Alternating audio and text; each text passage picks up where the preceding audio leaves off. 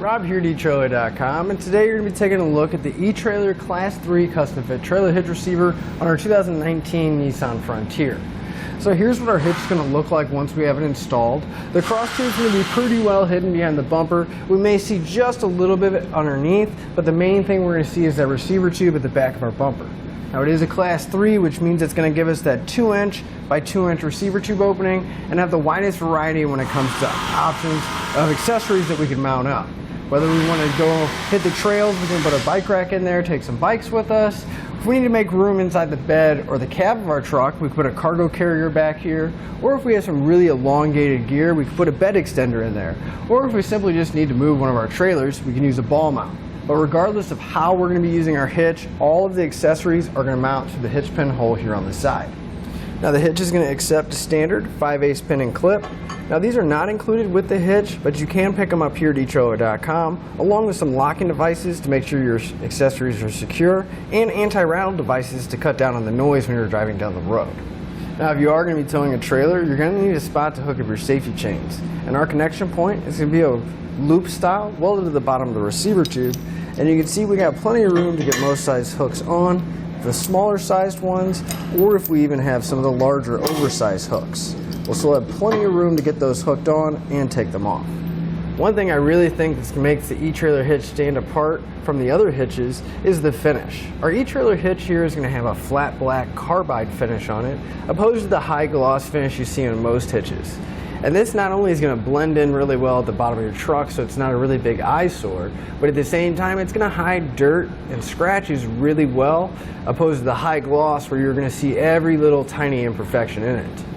Now as far as the weight rating goes for our hitch, it's going to have a 500-pound tongue weight, which that's going to be the maximum downward force at the end of the receiver tube. And to put that in perspective, we'll be able to carry up to 4, maybe even 5 bikes on a bike rack back here, or really maximize the full capacity of those larger cargo carriers. Now it's also going to have a 5,000 gross trailer weight rating. That's how much the hitch can pull, but that does include the trailer and everything we have loaded on it. Now it is rated for use with weight distribution systems as well, and that's going to be a separate component that's mounted on your trailer. However, that's going to bump the tongue weight up to 800 pounds and the gross trailer weight rating up to 8,000 pounds. But you do always want to check your Frontier's owner's manual because that is the rating for the hitch, and we don't want to exceed the manufacturer's rating for our trucks. So you want to go with the lowest rating out of the two. And I'd like to give it a few measurements, and these are going to help you out whenever you're looking for accessories for your new hitch, like a ball mount, a bike rack, or even a cargo carrier. From the center of the hitch pin hole to the outermost edge of the bumper is right about 4 inches. Now that measurement is going to come in handy when you're looking at folding accessories to make sure you have enough room to put them in the upright folded position and they're not going to make contact with the rear bumper.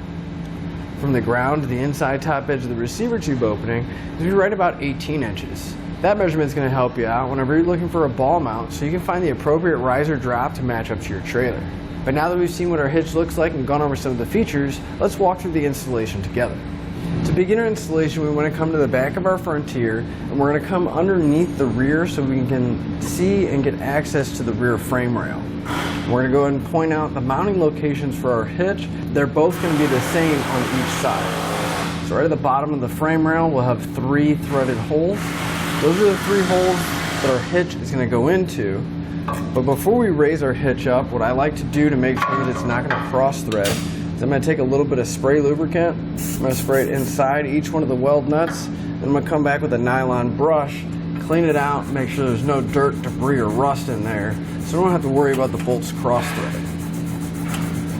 So I'm going to go through and clean each one of the weld nuts out on both sides of the frame.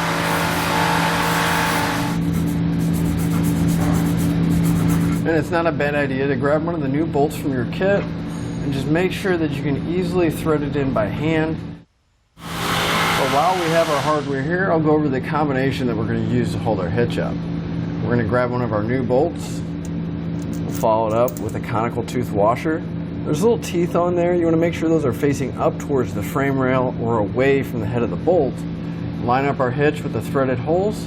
We'll go through the hitch and then secure everything down to the frame.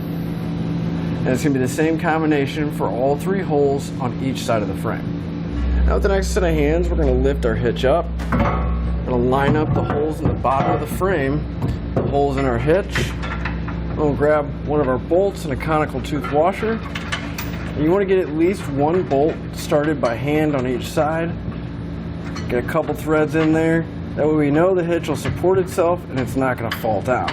Then we can work on getting the rest of the hardware in place.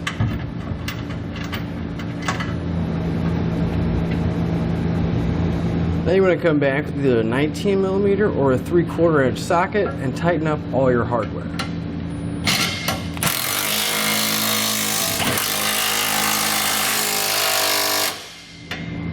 I'm going to come back with a torque wrench. I'm going to torque all my hardware down to the specified amount in the instructions. You want to go back and repeat that for all your remaining hardware.